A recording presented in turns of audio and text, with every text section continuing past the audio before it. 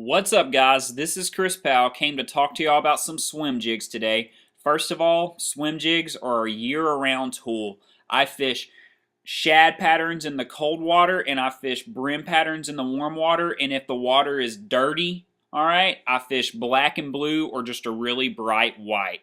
As far as trailers, I like any kind of trailer that's got a lot of kick to it, okay? My favorite is a swimming caffeine shad, all right, or a rage crawl. My favorite swim jig, however, just because it has a super stout hook and I seem to get a lot better hookup ratios with these jigs, is a Strike King Hack Attack swim jig.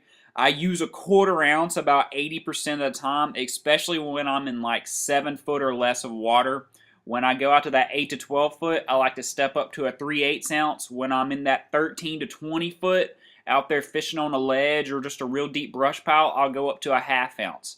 As far as my retrieve, I like a slow and steady crawl. Just moving that swim jig just fast enough to keep that tail thumping. All right, now, when the water's choppy, typically bass suspend a little bit, so I'll keep it high in the water column. That's where that 1/4 ounce really comes into play, when those fish are really high in the water column. And everybody knows this time of year it's always windy out on the lakes.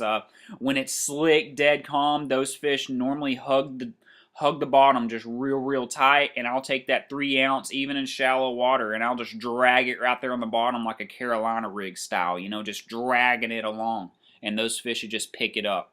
Now, I'm going to show y'all some clips, and I'm just going to talk y'all through these clips that I caught these fish with these exact same swim jigs.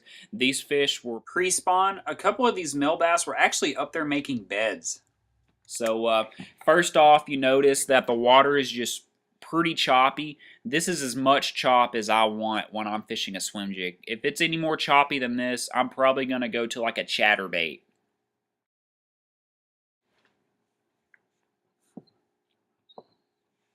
I fished this on a 7-foot rod, 50-pound braid, medium heavy, kind of a heavier medium heavy. You have some of those that kind of flimsy, but the medium heavy rod I use is by Shimano. It's a really old one. It's been discontinued for a while, but it's on the stiffer side of medium heavy.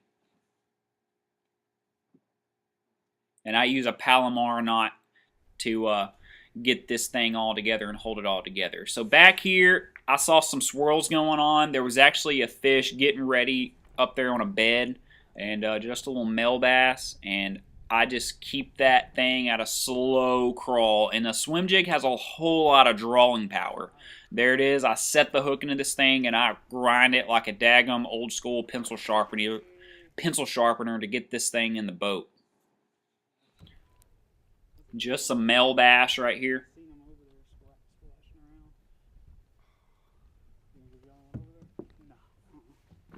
Swim jig, baby. Oh, man. I was pretty pumped up. It'd been a rough fishing day. Right here, I throw directly into grass and I just lift my rod tip just up enough to where it's just barely kissing that grass. And one just latches onto it. There's the hook set. Cranking it like an old school pencil sharpener, getting that guy in the boat. That's why you need 50-pound braid to get those fish out. And granted, these fish are not very big, but if it was, I mean, that 50-pound braid would be plenty strong enough to get those guys in. Excuse me, to get those guys in. Just a slight chop on the water, and man, we have like 5-foot visibility back here in this cove.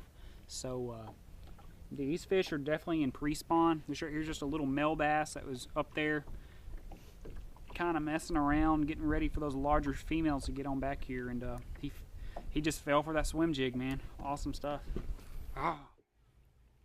And just check out the weather, guys. I mean, most of the part, it was bluebird. Oh, there's the hook set. Oh, that's awesome. But anyways, just notice the weather, guys. It was kind of had a few clouds, but for the most part, it was like bluebird sky days, and then the wind kind of slacked off at the end of the day. And but that swim jig just prevailed right there. Typically on days like this, people are people are just having to break down to a wacky worm or even a jerk bait. But with all this stuff going on, slick, calm water conditions, bluebird skies, cold front, water temp in the 50s, I was able to just take that swim jig and just slow crawl it right along. In the choppy water, like I said before, I'd kind of keep it up high in the water column.